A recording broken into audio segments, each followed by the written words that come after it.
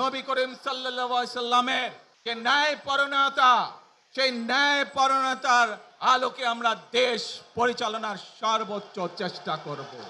আমার মা দেশনেত্রী খালেদা জিয়ার কাছে যাব। সন্তান হিসাবে আমার মন আমার মায়ের বিছানার পাশে পড়ে আছে, কিন্তু সেই মানুষটি যাদের জন্য জীবনকে উৎসর্গ করেছে, সেই মানুষগুলোকে আমি কোনোভাবেই ফেলে যেতে পারি না।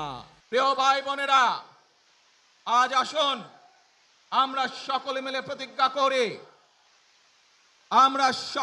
প্রতিজ্ঞা করি যে ইনশাআল্লাহ আগামী দিনে দেশ পরিচালনার দায়িত্বে যারা আসবে, আমরা সকলে নবী করিম সাল্লাল্লাহু আলাইহি সাল্লামের যে ন্যায়পরায়ণতা, সেই ন্যায়পরায়ণতার আলোকে আমরা দেশ পরিচালনার সর্বোচ্চ চেষ্টা করব।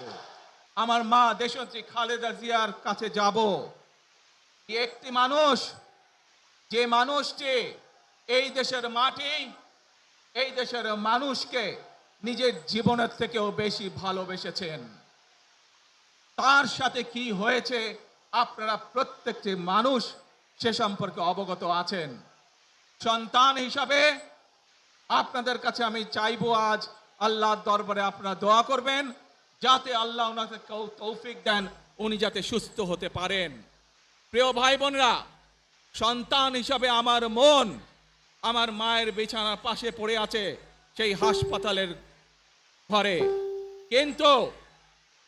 কিন্তু সেই মানুষটি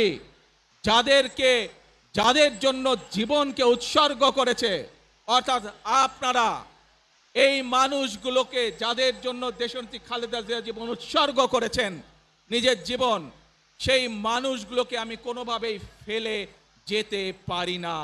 এবং সেজন্যই আজ হাসপাতালে যাবার আগে আপনাদের প্রতি সহ টেলিভিশনগুলোর মাধ্যমে যারা সমগ্র বাংলাদেশে আমাকে দেখছেন, আপনাদের সকলের কাছে কৃতজ্ঞতা প্রকাশ করার জন্য আজ আমি এখানে দাঁড়িয়েছি আপনাদের সামনে।